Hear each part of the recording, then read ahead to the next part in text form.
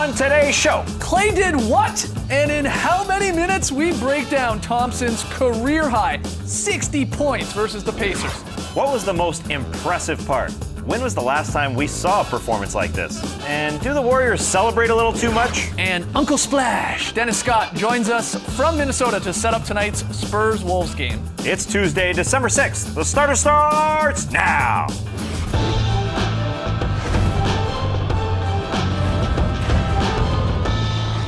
Good evening, Sweet World, and welcome to The Starters. Whether you're listening to the podcast, joining us live right now on NBA TV, or a little bit later on YouTube, we're happy to have you. I'm J.E. Skeets, and alongside me, as always, that's Tess Mellis. I may not know a lot of things, but I know we're surefire. To his right, it's the international man of mystery taking it to the max, Lee Ellis. Friend. Lily, and last, certainly not least, over there, it's the bearded one, Trey Kirby. Hey-yo! Hey-yo! TK, what do you got? Guys, I'm here at the internet looking for your best tweets at #TheStarters, and believe it or not, today is World Trick Shot Day.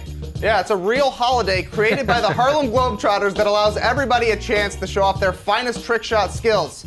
Unfortunately, it's been rainy here in Atlanta, so we couldn't go out to the cage, but we did go back to our old stomping grounds in Studio B to show off our go-to trick shots. Lee got things started with his stupid right hand, left back pocket layup over the head. He swished at the first shot. Congratulations.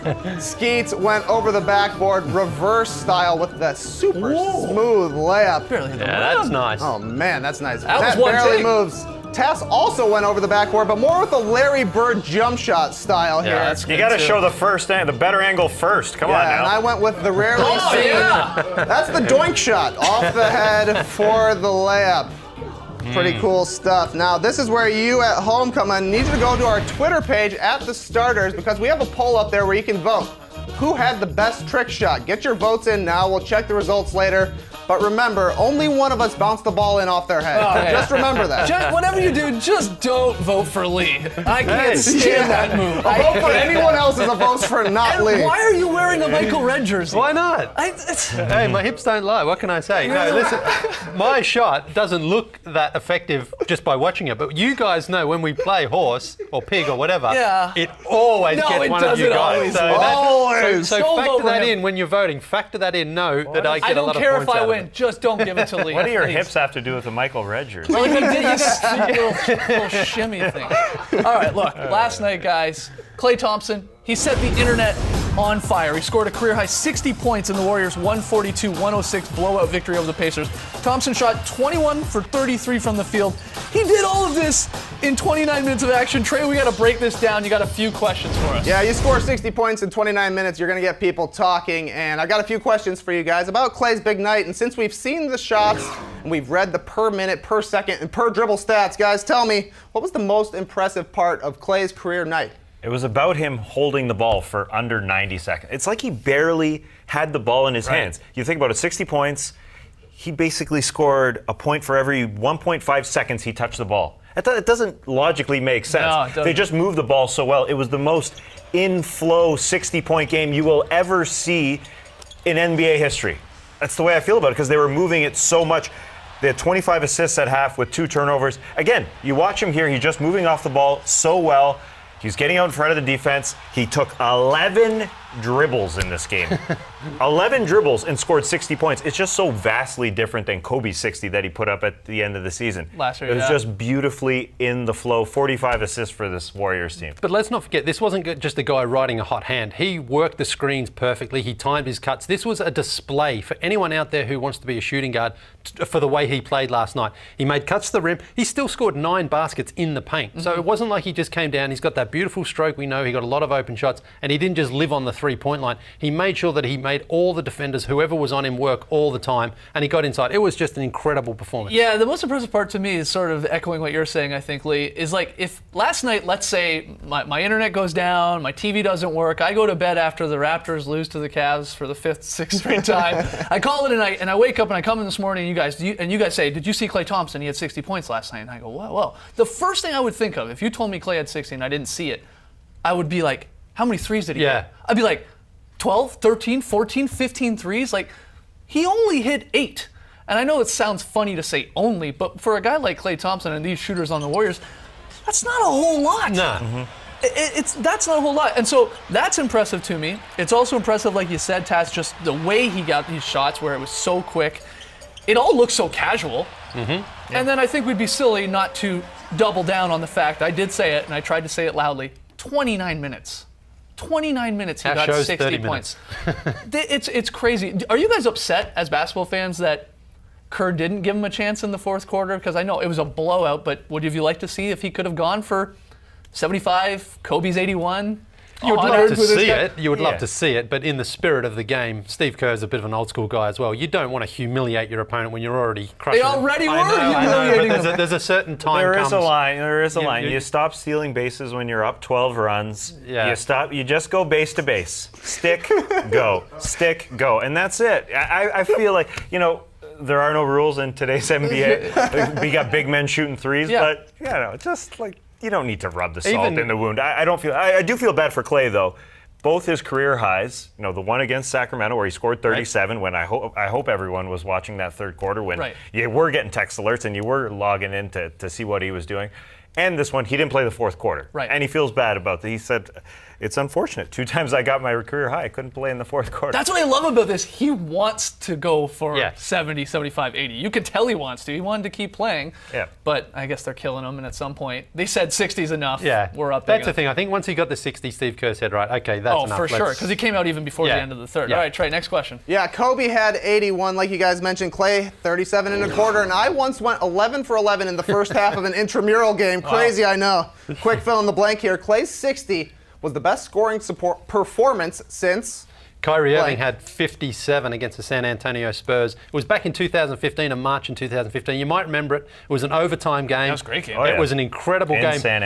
In San Antonio. And what I saw from that game was actually similar to what I saw from Clay last night. He went 20 for 32 from the field, Kyrie, 7 for 7 from downtown, 10 for 10 from the free throw line. Pretty similar to Clay's numbers. And of course, LeBron knew how hot Kyrie was. He deferred to him that night. And Kyrie had 11 in the overtime after he sent the game to overtime with that incredible three-point shot as well. So for me, he obviously would have taken a lot more dribbles than Clay, but the same sort of way that he was just so hot he couldn't miss. They had to get the ball in his hands, and it worked. It was so similar to me to Clay's 52, the way he was doing it back then and this one, because he had Bogut back then, setting picks for him, getting open, working his butt off. Zaza Pachulia sticking out his Pachulia, a lot of illegal screens. He was doing that really well last night. It was just so efficient, like it was against the Sacramento Kings just 2 months before, you mentioned, Lee, in January 2015. And the fact was, this was special because the Kings bench was up and giving him kudos. They just couldn't believe it themselves in Golden State.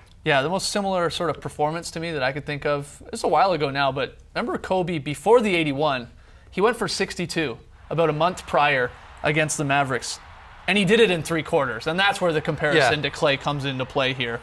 He had 60. He was outscoring the Mavs. It sounds insane still, 62-61 at the end of the third quarter. He didn't play the fourth, of course. But, sort of what you were talking about with Kyrie's numbers in terms of shooting and where he got his shots. Fox. It was pretty similar. We have a breakdown here. Kobe only played a little under 33 minutes that game in 2005 versus Dallas.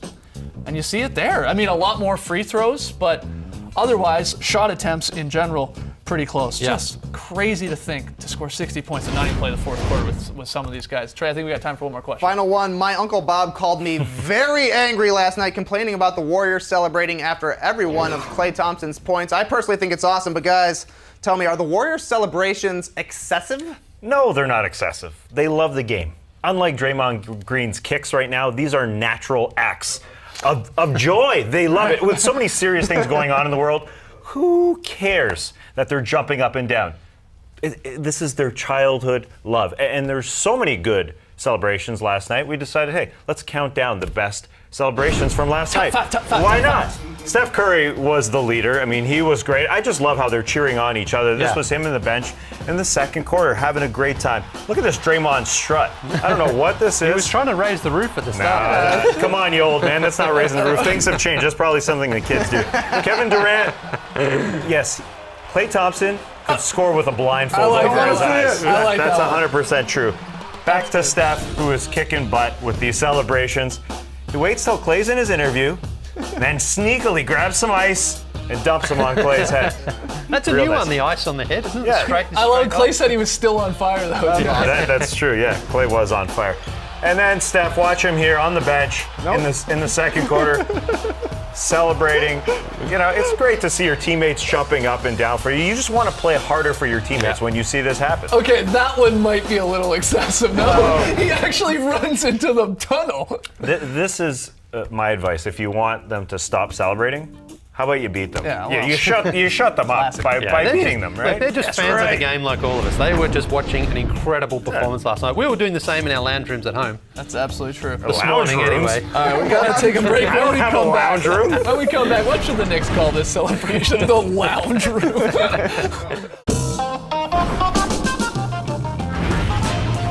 Back with the starters. Hope you're enjoying this show from your lounge room.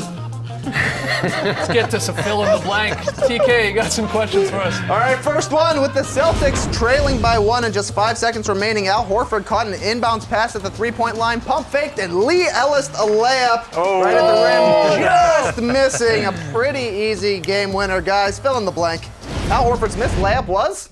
What? You stole the words right out of my mouth. Lee Ellis, one of the greatest shooters I know, can't hit a free throw to save his life. A free throw? I mean a layup, A layup, sorry. yeah. A free throw, get it right. I'm out. Yeah, I mean, there's pressure there. But I put it down as costly because it, you never want to say this play cost somebody a game, but it probably did cost the Celtics in the end last night. They're Yeah, 12 that and 9. goes in. There's less They than win. a second. Exactly, Yeah, yeah. they win. They're I put down rush because he just rushed it. First of all, Patrick Beverley tries to tear him down. He gets through it, and he might have thought he was a little too open. Yeah, he just was. kind of chucked it off the glass a little bit too hard. Just rushed a little bit. The Rockets survived there. That's one where you're That just was a like, crazy game. Wow, that game was insane Yeah. down the stretch. There was some great games last night. It was I mean, we incredible. had Clay going 60, and obviously we're leading the show with that, but some of those games were really, really tight down the stretch. All right, next one, Trey. All right, after the Rockets matched an offer sheet from the Nets that ended a months-long free agency period, Donatas Motiejunas refused to report for his physical with Houston this morning. His agent, BJ Armstrong, weird to say,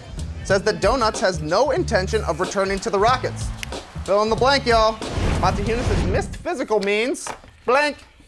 I'm not really going with words. I'm going with a straight-up emoticon shrug. I don't know if I even drew it that well, but this is a strange situation. I don't know how it works out, but I think he picked the right agent. Because BJ Armstrong, if you remember, he was selected by the Raptors in the expansion draft. He demanded a trade. He didn't want to be there. Donatas Motiejunas, and he got the trade. He was traded to the Golden State Warriors for 5 players. So I think Donatas Motiejunas, in a similar scenario, he doesn't want to play there. BJ Armstrong feels the same way. He's picked the right agent. I just wrote he's not healthy because maybe he's not. We know he failed a physical last year when he was traded to the Detroit Pistons. If you signed that offer sheet from the Brooklyn Nets, I guess they assumed Houston weren't going to match it. So Houston do go out and match it, and then they don't show up for the physical. Maybe they are trying to hide something. What does Demo gain, though, by not reporting? Right? I mean, this to me is the only question. Like, He just doesn't want to be a Rocket. that's as simple But as see, that. only a couple of days ago, 3 days ago, he said he would be disappointed if the Rockets didn't match Brooklyn's offer. So what happened between then and now? And this is pretty much, I think, a market offer for him. I don't think he's going to get a significantly bigger offer from anyone else. Right. That's now one of the options possibly that the Rockets have. They can return him to restricted free agency, so someone else, not Brooklyn, can offer him more money. But I think he was saying the right thing. Just simply saying the right thing. And he doesn't want to be there because he was traded from there last year. He failed the physical in Detroit. They don't come to an agreement the entire summer. This is December now, so I just feel like he doesn't want to be Why would there. you say that as well, like 3 days earlier? I don't know. Was that a quote verbatim? Because I just saw that told on the Twitter sphere. He told a Rockets reporter that, yes. He did say on Friday, I would have no issues with returning to the Rockets despite the long contract negotiations. Well, I think he's got the right agent in BJ Armstrong. Yeah, this one, BJ again, this one's a Armstrong. classic. This one's very, very strange. All right, Trey, final one here. Final one, ahoy, mateys! Okay. Following a three-pointer from Brandon Jennings. Nice pull-up three here from Brandon Jennings. 3 Knicks formed like Voltron to produce the world's first three-point telescope, giving reserve Ron Baker an even better view of the action. Guys, fill in the blank. This celebration should be called the... I call it the 3 and C. I'm going with the team telescope. You've already called it the perfect thing, in my opinion, Trey. That's what it is. I went with the triple ripple, but did I spell ripple wrong? There's a double P on No, that. that's you right. got it. That's right, yeah. But what does that Why- mean? what does that Well, mean? it's a triple, Yeah. and then there was a ripple effect. Oh. Because it went to the bench there. You know what I'm Makes saying? sense. And like you Okay. pull out a telescope, like. Yeah. But I like the team telescope because Ron Baker looks like he is Columbus. They're sort of leading it, exploring the new world, looking for three-pointers. So, team telescope, I think it's perfect. I don't have to even defend mine. It's the best. 3 and C. 3 and C. You know, it's a play on 3 and D. You know, the player out there, 3 and C. But won't people think it's a C, like the letter No, C? no, no, no. Look, see, I spelled it. Yeah. Well, Hold on. speaking of 3D, Uh-huh. we'll talk to him hopefully in a second. Don't go anywhere. You're watching the Stars. 3 and C, 3D in the C block. That's what we call it in the TV. TV See? talk.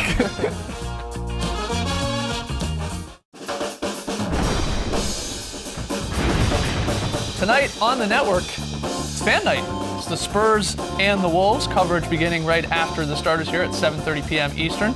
And joining us live from Minnesota, he was asleep, but now he's awake. It's 3D's Dennis Scott. 3D, thanks for stopping by, buddy. He's awake.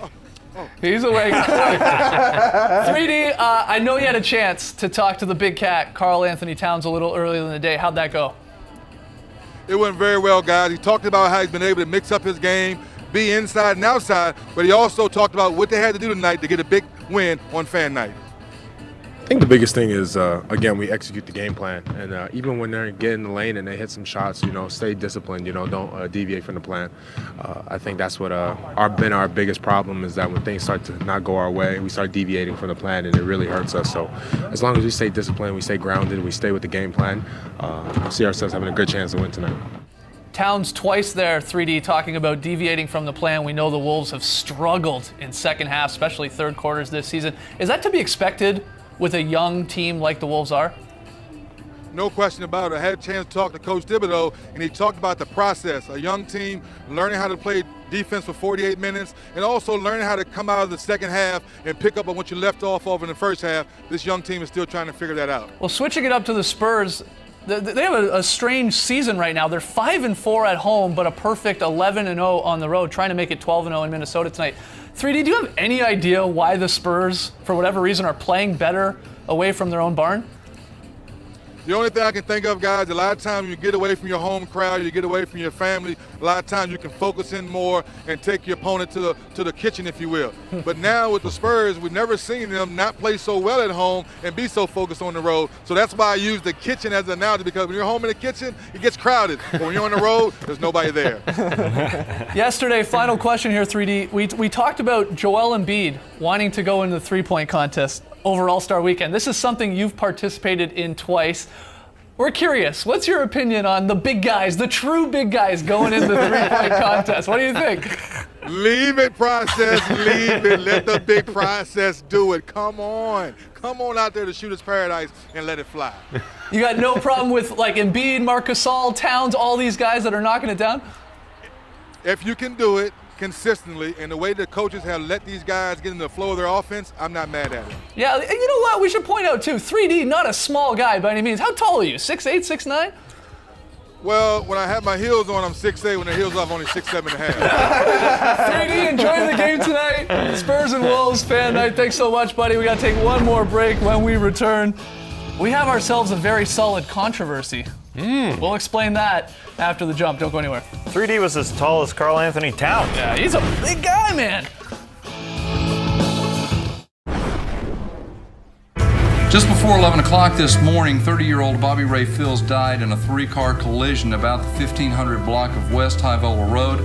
Mr. Fields, as you know, was a member of the Charlotte Hornets basketball team. So many lives were affected because of that one day. My children lost their father. The Hornets lost an incredible player.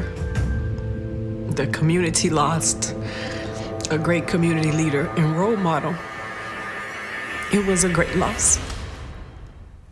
That touching story and more as Beyond the Paint returns tonight at 11 p.m. Eastern here on NBA TV. Switching gears, Trey, we got some updates on who's winning the starters poll. Unfortunately, we do, Skeets. Bad news. Oh, come on! Leah wins with 31% of the vote, meaning we have to see right hand, left back, pocket. He puts his hand in his again. pocket. Hey, have you guys ever seen a lefty layup? How many Bucks fans are Oh watching? my goodness. The people wanted to see this. The people wanted to see that shake, Lee. They obviously took into account what I said earlier, is that it looks like it's easy, but it's actually difficult, and it always gets one of you guys. That's what they took into account. Yeah, last night's pick'em results, I took the Raps. They could not beat the Cavs, so you guys picked up the game on me there in the month of December. Tonight, wow, Knicks and Heat is our game. It's on League Pass. We all got the Knicks. The Knicks are hot right now. Lee, where are we going for your very solid play? We're going out to Golden State for this controversy, and it's controversial because the NBA tagged this play on Instagram and Twitter. Adam Silver must have done it himself as a very solid play. But as we know, it's a little too sexy for a solid play. It's an incredible play. Look at It's this probably play. one of This the is top 10 top 10 plays that we're material. going to see all year round. So, I mean, I don't know what to call it. It's a very sexy, solid play. Sure. Don't worry though, guys. We do have a very solid play, and it comes from the Philadelphia 76ers. Look at this ball movement. Here's Saric back to McConnell, back to Saric for that. Swish bomb. Oh yeah, here it is again. Check it out. So we get 2 solid plays for the price of 1. What a day, and I win the pig contest. That's what I call a very solid play. I'm confused because you don't think that Warriors play was a solid play, but you tweeted the NBA telling them to use the thumbs, and then they retweeted you, and you posted a picture of that retweet to Instagram. Yeah, I mean, why not? Oh man, I can't stand you right Who now. do you think you are? I'm just You saying, have I'm any just saying, backbone, look, man. if you're going to put a very solid play there, you've got to put the 2 thumbs emojis on there. You just have to. And we also had a wedgie. Yeah, this actually is a wedgie. Yeah, this is a wedgie. This is like a tip-in drill here. Like it was like they were going after a wedgie. Number 13 on the year. We're really slowing down. We're getting one every 24 games. It's not looking so hot for 50, guys. Not looking so come on, hot. I'm a little Come fake, on, Cass. You're such a Cass. naysayer. We're projected out to get 54.69. And that's over 50. Yeah, but that also includes the playoffs where we slow down, baby. Things right. slow down in the playoffs. On today's Twitter show, which we recorded this morning, we talked in great detail about Clay's 60-point night. We got into gum and back hair discussions, and Lee showed us why Draymond's kicks are definitely not natural. Right now? Yeah, All right, sure, here we why go. not? Yeah, go Here for we it. go. Go Great for it. radio. This is great. It'll show you getting to do your. This is why you have to watch the Twitter show. You know, like Draymond does, just a natural jump shot with one leg flying above your head. All right, here we go. Looks good. Very solid kick. Yeah, nearly a very solid falling over on my backside. All right, thanks for joining us, folks. And remember, like most things, cheese can be very boring or it can be very entertaining. Brace the night, people. Can't believe you voted for Lee. You blew it. You